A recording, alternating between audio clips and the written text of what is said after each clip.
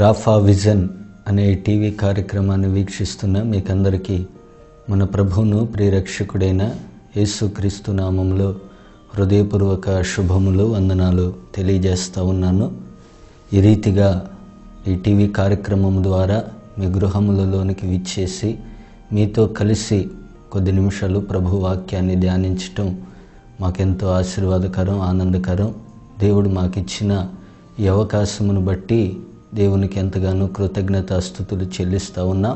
పరిశుద్ధుడైన తండ్రి నీకు స్తోత్రములు.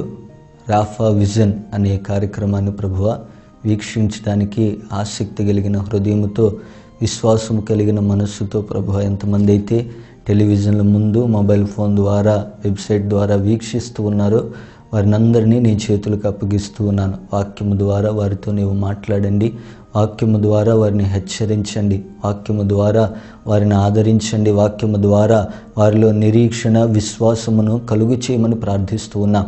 మేమందరము కలిసి నాయన శ్రద్ధగా, ఆసక్తితో నీ వాక్యమును ధ్యానించుకునే కృపను మాకు అనుగ్రహించినందుకు నీకు స్తోత్రములు. నీకే సమస్త మహిమ, ఘనత, ప్రభావములు ఆరోపిస్తూ నజరేయుడైన యేసుక్రీస్తు నామంలో ప్రార్థించి వేడుకొని పొందుకున్నాము మా పరమ తండ్రి.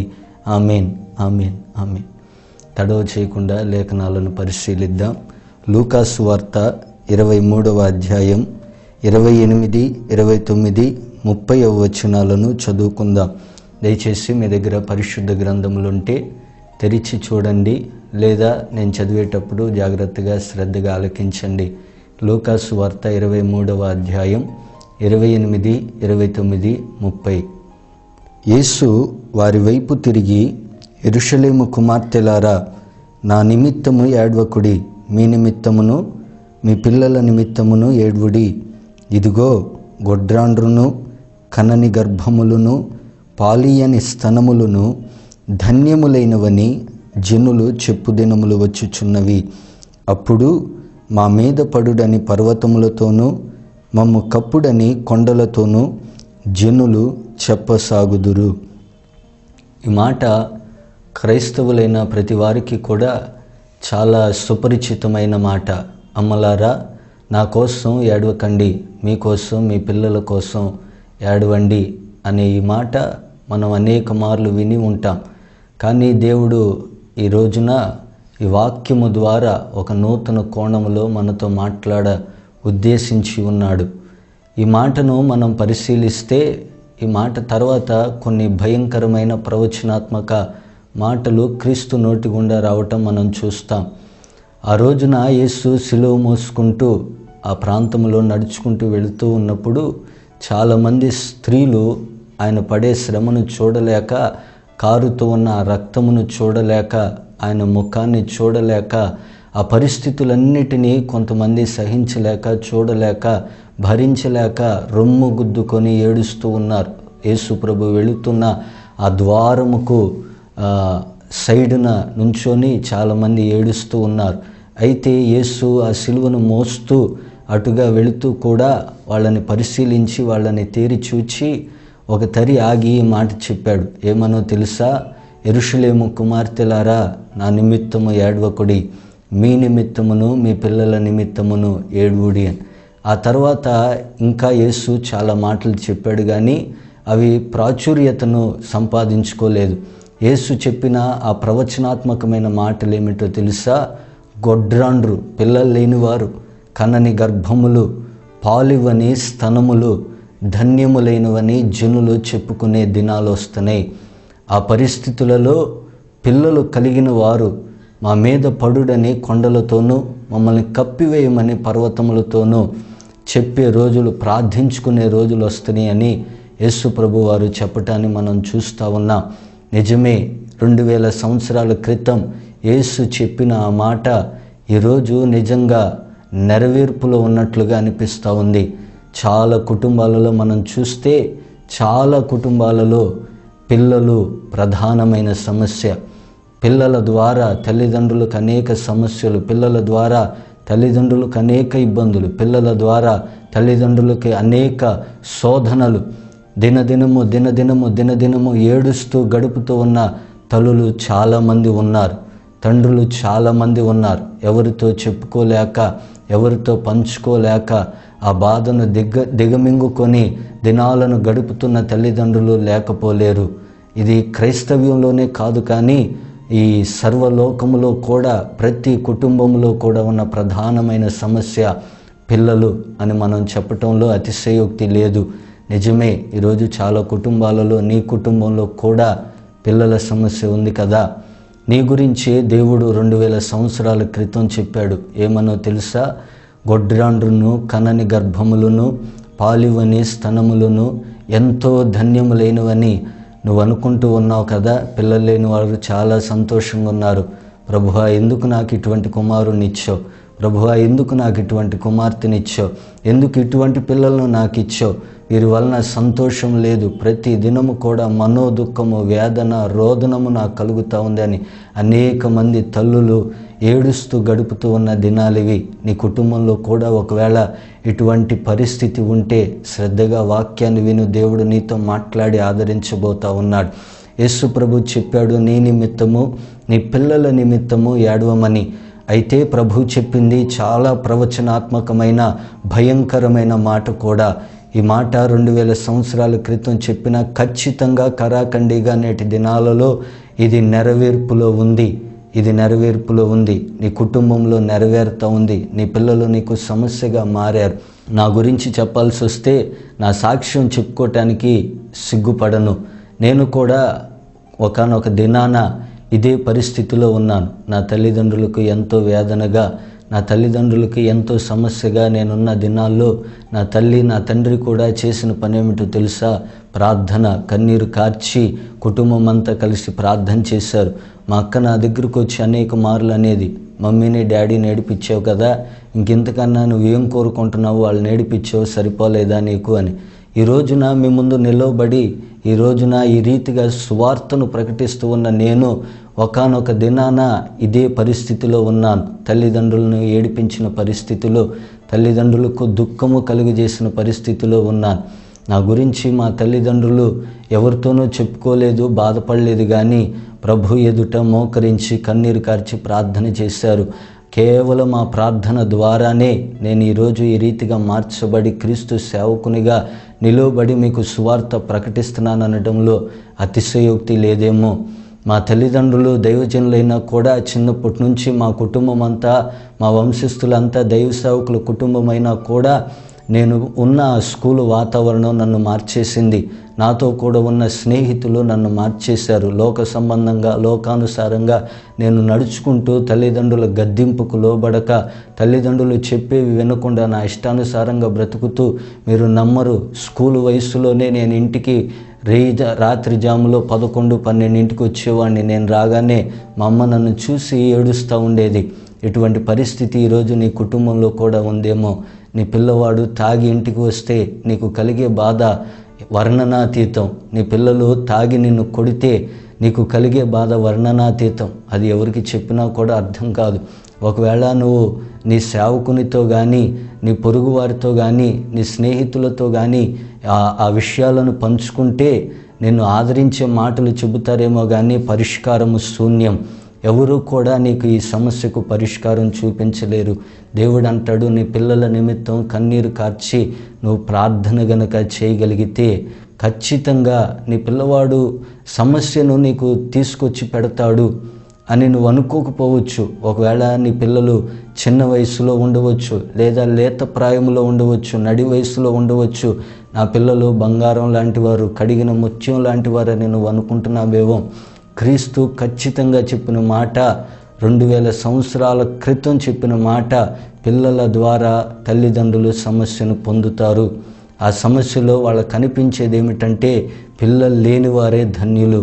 కొండల దగ్గరికి వెళ్ళి మా మీద పడమని, పర్వతముల దగ్గరికి వెళ్ళి మమ్మల్ని కప్పేమని, లేదా చావును వెతుక్కుంటూ తల్లిదండ్రులు వెళ్ళే పరిస్థితి రాకపోదు అని యేసు ప్రభు చెప్పాడు. ఒకవేళ నీ పిల్లలు చాలా చిన్న పిల్లలేమో, ఒకవేళ నీ పిల్లలు నడిప్రాయంలో ఉన్నారేమో, ఏ రోజైనా వాళ్ళని వెంట పెట్టుకొని చర్చికి వెళ్ళారా? ఒకవేళ నీ పిల్లవాడు యవ్వన వయస్సులో ఉన్నాడేమో, ఏ రోజైనా నీ పిల్లవాడిని తీసుకొని చర్చికి వెంట పెట్టుకొని వెళ్ళావా? ఈ వయసులోనే నువ్వు దేవుని వాక్యానుసారంగా వారిని పెంచకపోతే, ఈ వయసులోనే మీరు మీ పిల్లలను దేవుని క్రమశిక్షణలో పెంచకపోతే పెద్దవారయ్యాక వారు తొట్టిల్లిపోతారు, మీకు ఆయాసకరంగా బ్రతుకుతారు. మీరు ఖచ్చితంగా ఏడవలసిన దినాలు వస్తాయి. కనుక మీ పిల్లల గురించి ప్రార్థన చేయండి. మీరు ఎవరికీ చెప్పుకోని అవసరం లేదు, బాధపడాల్సిన అవసరత అంతకంటే లేదు. మీరు, మీ భర్త, మీ భార్య, మీ కుటుంబము మీరందరూ కలిసి మోకరించి కన్నీరు కార్చి ఏడ్చి ప్రార్థన చేయగలిగితే ఖచ్చితంగా నీ బిడ్డలో మార్పు ఏదో ఒక రోజు చూస్తావమ్మా. ఖచ్చితంగా నీ పిల్లల్లో మార్పు ఏదో ఒక రోజు చూస్తావు. లోకములో మేము అక్కడక్కడ సభలు పెట్టినప్పుడు చూస్తూ ఉంటాము. ఈ గుంటూరు పట్టణంలో, ఈ ఆంధ్రప్రదేశ్లో మేము అక్కడక్కడ సువార్త సభలు పెట్టినప్పుడు నేను వాక్యం చెప్పిన అనంతరం నా దగ్గరకు వచ్చి తల్లిదండ్రులు చెప్పే మాట ఇదే: బ్రదర్, మా పిల్లల కోసం ప్రార్థన చేయండి. బ్రదర్, మా అబ్బాయి కోసం ప్రార్థన చేయండి. మా మాట వినడం లేదు. లోకానుసారంగా బ్రతుకుతున్నాడు, చెడు స్నేహాలకు అలవాటు పడ్డాడు, చెడు వ్యసనాలకు అలవాటు పడ్డాడయ్యా. నీకు చేతులెత్తి నమస్కరించి చెబుతున్నాను, మా పిల్లల కోసం ప్రార్థన చేయండి బ్రదర్. మా పిల్లవాడి పేరు ఫలానా, మా అమ్మాయి పేరు ఫలానా, మీకు స్లిప్లో రాసిస్తాము, లేదా మీకు ఫోన్ చేసి చెప్తాము. మర్చిపోకుండా జ్ఞాపకం పెట్టుకొని ఒక్క నిమిషం ప్రతిరోజు మా పిల్లల గురించి ప్రార్థన చేయండి అయ్యా అని కన్నీరు కారుస్తూ చెప్పే తల్లులు చాలామంది ఉన్నారు. నా చెవులారా నేను విన్నాను. ప్రభువు నాకు బయలుపరిచాడు. ఖచ్చితంగా ప్రతి కుటుంబంలో ఈ సమస్య ఉంటుంది. చాలామంది సేవకుల కుటుంబాల్లో కూడా ఇదే సమస్యను నేను చూస్తూ ఉన్నాను. వారు సేవకులైనా కూడా పిల్లల ద్వారా అనేక సమస్యలు ఎదుర్కోవటం, పిల్లల ద్వారా వారి సేవ చెడిపోవటం, చీలిపోవటం, పిల్లల ద్వారా వారి కుటుంబం అంతా చిలవల పలవలైపోవటం, ఇటువంటి పరిస్థితులు మనం చూస్తూ ఉన్నాం లోకంలో. నేను చాలా పరిస్థితులు చూశాను. ఎవరి గురించో ఎందుకు, నా గురించే నేను చెప్పాను కదా ఇందాక మీకు. నా వలన మా సేవ ఎంతగానో ఆటంకపరచబడింది. నా వలన మా తల్లిదండ్రులు ఎంతగానో నిరుత్సాహపరులయ్యారు. చాలామంది మా తల్లిదండ్రులకు వచ్చి, పాస్టర్ గారు ఇటువంటి కుమారుని కన్నారేంటండి, పాస్టర్ గారు ఇటువంటి కుమార్తెను కన్నారేంటండి అని అనిన వారు లేకపోలేదు. కానీ మా తల్లిదండ్రులు కన్నీరు విడిచి చేసిన ప్రార్థన ఈరోజు గొప్ప సువార్థికునిగా నన్ను నిలవబెట్టింది. ఈ టెలివిజన్ కార్యక్రమం ద్వారా నీతో ఈ సమస్యను గురించి ఇంత విశదీకరించి చెబుతున్నానంటే, ముచ్చటిస్తున్నానంటే ఇది నా స్వానుభవం, ఇది నా సాక్ష్యం. ప్రభు అటువంటి పరిస్థితులలో నుండి, అటువంటి సాతాను కోరలలో నుండి నన్ను తప్పించి రక్షించాడు. దీనివలన తెలుసా? కేవలము నా తల్లిదండ్రుల ప్రార్థన వలన. ఒక తల్లిగా, ఒక తండ్రిగా నువ్వు నీ పిల్లలకు ఆస్తులు, అంతస్తులు, మేడలు, మిద్దెలు ఇవ్వనవసరం లేదు. కానీ కన్నీరు కార్చి ప్రార్థన చేయగలిగితే ఖచ్చితంగా నువ్వు కోరుకున్న పొజిషన్లో వాళ్ళు ఉంటారు, నువ్వు కోరుకున్న స్థితిలో వాళ్ళు ఉంటారు. నీ పిల్లవాడు ఏదవ్వాలని నువ్వు కోరుకుంటా ఉన్నావో, నీ పిల్లవాడు ఏ ఉద్యోగంలో ఉండాలని, నీ పిల్లవాడు ఏ చదువులు చదవాలని, మీ పిల్లలు ఎటువంటి వారిని చేసుకోవాలని, మీ పిల్లలు ఎటువంటి ఇంటిలో ఉండాలని, ఎటువంటి కారులో తిరగాలని నువ్వు ఆశపడుతూ ఉన్నావో ఖచ్చితంగా అవన్నీ కాలగమనంలో దేవుడు అనుగ్రహిస్తాడు. కానీ వీటన్నిటికంటే ముందు నువ్వు ప్రార్థన చేయాలి. వాక్యం అంటుంది, గర్భఫలం యెహోవా ఇచ్చే బహుమానం. నిజమే, చాలామందికి ఇది బహుమానంగా ఈ దినాల్లో అనిపించడం లేదు. ఎందుకంటే ఈ బహుమానం ద్వారా కలుగుతున్న సమస్యలను బట్టి, శోధనలను బట్టి, శ్రమలను బట్టి, ఇవి నీ ఒక్క కుటుంబంలోనే కాదు, లోకంలో ప్రతి కుటుంబంలో ఉన్న సమస్య. కొన్ని సంవత్సరాల తర్వాత ఈ సమస్య పరిష్కరింపబడవచ్చు, కొన్ని సంవత్సరాల క్రితం ఈ సమస్య లేకపోవచ్చు. కానీ ఏదో ఒక పరిస్థితిలో ఈ సమస్య నీ కుటుంబంలోనికి వస్తుంది. క్రీస్తు ఖచ్చితంగా చెప్పిన మాట అదే. క్రీస్తు ప్రవచనాత్మకంగా నీతో చెప్పిన మాట అదే. ఎప్పుడైనా చదివారా ఈ మాటను? ఎప్పుడైనా ధ్యానించారా ఈ మాటను? దేవుడు చెబుతున్నాడు, మీ నిమిత్తము, మీ పిల్లల నిమిత్తము ఏడువుడి. ఈ టెలివిజన్ కార్యక్రమంలో ఈ మొట్టమొదటి ఎపిసోడ్లో ప్రభు నాకు మీతో పంచుకునమని చెప్పిన సందేశం ఇదే. ఒకవేళ ఈరోజు మీరు ఇటువంటి పరిస్థితిలో ఉంటే, ఒకవేళ ఈరోజు ఈ రీతిగా మీరు పిల్లల ద్వారా సమస్యలు ఎదుర్కొంటే, మీరు చెప్పిన చదువులు వాళ్ళు చదవట్లేదా, మీరు చెప్పిన దిశగా వారు వెళ్ళట్లేదా, మీరు చెప్పిన ప్రకారంగా వారు నడుచుకోవట్లేదా, బాధపడకండి, అధైర్యపడకండి. క్రీస్తు హెచ్చరిస్తూనే ఆదరణకరమైన మాట ఒకటి చెప్పాడు, నిరీక్షణాస్పదమైన మాట ఒకటి చెప్పాడు. ఏమనో తెలుసా? ప్రార్థన చేయండి. ప్రార్థన చేస్తే ఏమవుద్ది? పిల్లవాడు నీకు సమస్య తెచ్చిపెడుతున్నప్పుడు, పిల్లవాడు నువ్వు ఊహించని శ్రమను నీకు తెచ్చిపెడుతున్నప్పుడు, అటువంటి శ్రమలు, అటువంటి సమస్యలో ఆ సమస్యను గురించి ఆలోచించకుండా నువ్వు మోకరించి కన్నీరు గార్చి ప్రార్థన చేస్తే ఏమవుతుంది? ఏం అవ్వదేమో అని నీకు అనిపించకపోవచ్చు, అవిశ్వాసం నీలో కలుగవచ్చు. కానీ కొన్ని సంవత్సరాలు గడిచాక ఆ ప్రార్థన ప్రతిఫలాన్ని నువ్వు చూస్తావు. ఖచ్చితంగా ఆ ప్రార్థన పని చేయడాన్ని నువ్వు చూస్తావు. కనీసం 3-4 ఏళ్ళు నేను నా తల్లిదండ్రులను వేధించాను, ఎంతో బాధాకరంగా బ్రతికాను. నా స్కూల్ జీవితం అంతా పాపంలోనే గడిచింది. స్కూలు వయసులోనే నేను చేయకూడని పనులన్నీ చేశాను. స్కూలు వయసులోనే నేను వెళ్ళకూడని ప్రాంతాలకు వెళ్ళాను. ఒక దైవజనుని కుమారుని ఉండి సినిమాలు, షికార్లు, సెలవులకు స్నేహితులతో కలిసి అటు ఇటు తిరగటం, చేయటం, చెందటం, ఎన్నో పనులు చేశాను. తల్లిదండ్రులు కొన్ని సంవత్సరాలు బాధపడ్డారు నా కొరకు. సేవకులుగా వారు ఎవరితో పంచుకోలేరు. ఎందుకంటే విశ్వాసుల దగ్గరికి వెళ్ళి నా పిల్లవాడు ఇలా చేస్తున్నాడని చెబితే వాళ్ళు ఏమనుకుంటారో మీకు తెలుసు కదా. విశ్వాసులు వచ్చి దైవజనులతో చెప్పుకుంటే దైవజనుడు ఏమైనా ఆదరణకరమైన మాట చెప్పగలడేమో, కానీ ఒక దైవజనుడే వెళ్ళి విశ్వాసితో చెప్పుకోలేడు కదండి. కానీ నా తల్లిదండ్రులు చేసిన పని ఏమిటో తెలుసా? మోకరించి నా ఎదురుగానే అనేక మార్లు కన్నీరు కార్చి నా నిమిత్తం ప్రార్థన చేశారు. ఆ ప్రార్థనే ఇదిగో ఈరోజు మీ ఎదుట నన్ను ఈ రీతిగా నిలబెట్టింది. నా పరిస్థితుల్లో నీ పిల్లలు ఉండాలని నీవు కోరుకుంటే, నాలాగా నీ పిల్లలు అనేక మందికి మాదిరికరంగా బ్రతకాలని నీవు కోరుకుంటే, ఈరోజు మోకరించి చిన్న ప్రార్థన చేయి. నాతో కూడా ఏకీభవించి స్వరము కలిపి కన్నీరు కార్చి చిన్న ప్రార్థన చేయి. ప్రభువా, నా కుమారుని జ్ఞాపకం చేసుకో. ప్రభువా, నా కుమార్తెను జ్ఞాపకం చేసుకో. ఒకవేళ ఈ వాక్యం నా కోసం కాదేమో, నా పిల్లలు మేలిమి బంగారంలాగా ఉన్నారేమో అని నువ్వు అనుకోవచ్చు. పెళ్ళైన తర్వాతైనా నిన్ను ఇంటిలో నుండి గెంటి వేసే పరిస్థితి రాకపోదు. నీ పిల్లల ద్వారా ఏదో ఒక రోజు ఖచ్చితంగా సమస్యను నువ్వు ఎదుర్కొంటావు. ఎందుకంటే ఇది యేసు చెప్పిన ప్రవచనాత్మకమైన మాట. ఇది మనిషి చెప్పింది కాదు, దైవజనుడు చెప్పింది కాదు, వరాలున్న సేవకుడు చెప్పింది కాదు, లేదా మరెవరో చెప్పింది కాదు. కానీ యేసు స్వయాన ఆయన నోటితో హెచ్చరిక పూర్వకంగా చెప్పిన మాట ఏమిటో తెలుసా? మీ పిల్లల నిమిత్తం ఏడవండి. కనని గర్భములు, గొడ్రాండ్రు, పాలివని స్తనములు ధన్యములేనివని ప్రజలందరూ చెప్పుకునే రోజులు వస్తున్నాయి. ప్రజలందరూ చెప్పుకునే రోజులు వస్తున్నాయి. నీ పక్కనింటి వారికి, నీ పొరుగు వారి ఇంటిలో ఉన్న సమస్య కూడా ఇదే. నా ఒక్కదానికి ఈ సమస్య ఉందని నువ్వు బాధపడుతున్నావేమో. నా పిల్లవాడు ఒక్కడే ఇట్లా ఉన్నాడు, లోకంలో అందరూ చాలా బాగున్నారని నువ్వు అనుకుంటా ఉన్నావేమో. కాదు కాదు, ప్రతి కుటుంబంలో ఈ సమస్య ఉంది. ఎందుకంటే క్రీస్తు అబద్ధం ఆడడు. క్రీస్తు మాట నెరవేర్పులోనికి ఏ రోజుకైనా వస్తుంది. ఆ నెరవేర్పు దినాల్లోనే మనం ఉన్నాం. ఈరోజు మోకరించి చిన్న ప్రార్థన చేస్తావా?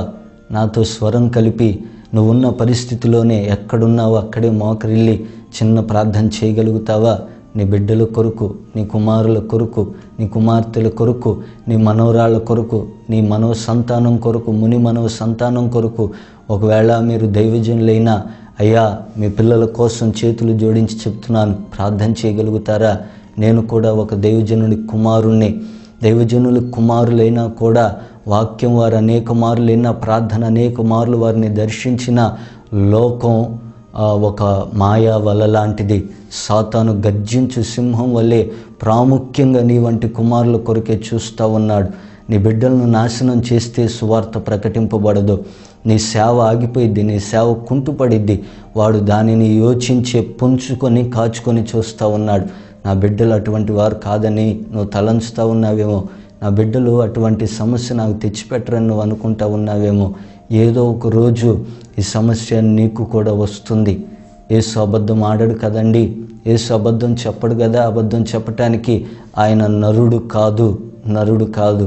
ఈరోజు మనమందరం కలిసి మన పిల్లల కొరకు, మన నెక్స్ట్ జనరేషన్ కొరకు ప్రార్థన చేయగలిగితే, మనం ఆస్తులు అంతస్తులు ఇవ్వకపోయినా సువార్తను, రక్షణను వారికి మనం ఒక ఆస్తిగా, ఒక అంతస్తుగా, ఒక సంపదగా, ఒక సిరిగా వారికి గనక ఇవ్వగలిగితే వారి నెక్స్ట్ జనరేషన్ ఎవ్రీ జనరేషన్లో కూడా క్రీస్తు కొరకు సైనికులు లేపబడతారు, క్రీస్తు కొరకు పోరాడేవారు లేపబడతారు. ఒకవేళ నాలాగా దేవుడు నీ కుమారుణ్ణి సేవకుని చేయాలని ఇష్టపడుతున్నాడేమో, ఒకవేళ నాలాగా నీ కుమారుణ్ణి యవ్వన కాలంలో ఉన్న నీ కుమార్తెను, యవ్వన కాలంలో ఉన్న నీ కుమారుణ్ణి అనేక మందికి ఆశీర్వాదకరంగా, అనేక మందికి మాదిరిగా ఈ రీతిగా నిలవబెట్టాలని ఇష్టపడుతూ ఉన్నాడేమో, వాంఛిస్తూ ఉన్నాడేమో. ఈ టీవీ కార్యక్రమం చూస్తున్న నీతోనే దేవుడు మాట్లాడుతున్నాడు. ఈరోజు చిన్న ప్రార్థన చేయి. ఈరోజు మొదలుకొని ప్రతి దినం కూడా నీ ప్రార్థనలో, వేకువజామున నీ ప్రార్థనలో, పడుకునబోయే ముందు నీ ప్రార్థనలో, మధ్యాహ్న కాలములో, నీ విశ్రాంతి సమయంలో నువ్వు చేసే ప్రార్థనలో ప్రతిసారి కూడా నీ బిడ్డలను జ్ఞాపకం తెచ్చుకొని కన్నీరు కార్చి ప్రార్థన చేయి. నీ బిడ్డల కొరకు ప్రార్థన చేయి. దేవుడు ఏదో ఒక రోజు వారిని పట్టుకుంటాడు. దేవుడు ఏదో ఒక రోజు వాక్యం ద్వారా, దర్శనం ద్వారా, బైబిల్ అనేక మంది ప్రవక్తలు ఏ రీతిగా లేపబడ్డారు, అనేక మంది సువార్థకులు ఏ రీతిగా పట్టబడ్డారు, అనేక మంది విజ్ఞాపన కర్తలు, ప్రార్థనా పరులు, విశ్వాసానికి మాదిరికరమైన వారు ఏ రీతిగా లేపబడ్డారో ఆ రీతిగా ఆ జాబితాలో నీ పిల్లలు కూడా ఉంటారు. ఏడ్చి ప్రార్థన చేయగలుగుతావా? అందరము కలిసి మన పిల్లల కొరకు ఏడ్చి ప్రార్థిద్దాం. మోకరించండి, తలలు వంచండి. మీరు ఏ పరిస్థితిలో ఉన్నా కొద్దిసేపు ఒక్క నిమిషం మోకరించి తలలు వంచి ప్రార్థన చేయండి. పరిశుద్ధుడైన తండ్రి, మహోన్నతుడైన దేవ, సర్వాధికారి, సర్వశక్తి కలిగిన వాడా, నీకు స్తోత్రములు. ఈ లేఖనము ద్వారా నీవు మాతో మాట్లాడిన విధమును బట్టి నీకు వందనాలు ప్రభువా. ఈ లూకా సువార్త 23వ అధ్యాయం 28, 29, 30 వచనాలు ఎంతో ప్రవచనాత్మకమైన వచనాలు, ఎంతో ప్రభావితము చేసే వచనాలు నాయన. మేము మునుపెన్నడు చూడలేదు ప్రభువా, మేము మునుపెన్నడు వినలేదు నాయన. ఇదిగో ఈ టీవీ కార్యక్రమము ద్వారా మాతో ప్రభు అనేక విషయములు నీవు బయలుపరిచిన విధమును బట్టి నీకు స్తోత్రములు నాయన. తండ్రి, మా పిల్లల నిమిత్తము ఎలుగెత్తి ప్రార్థిస్తూ ఉన్నాం. మా ప్రార్థన ఆలకించండి ప్రభువా. మా పిల్లలను అనేక మందికి మాదిరిగా నీవు మలచండి నాయన. మా పిల్లలను అనేక మందికి ఒక ఇన్స్పిరేషన్గా నీవు మార్చండి ప్రభువా. మా పిల్లలను లోకము నుండి తప్పించండి నాయన. మా పిల్లలను గర్జించు సింహము వంటి సాతాను నోటి నుండి, కోరల నుండి ప్రభువా, వాడి పట్టు నుండి తప్పించమని ప్రార్థిస్తూ ఉన్నా. వేటగాని ఉరి నుండి తప్పించమని ప్రార్థిస్తూ ఉన్నాము నాయన. నీకు స్తోత్రములు ప్రభువా. అనేక మందికి ఆశీర్వాదకరముగా మా బిడ్డలు ఉండాలి నాయన.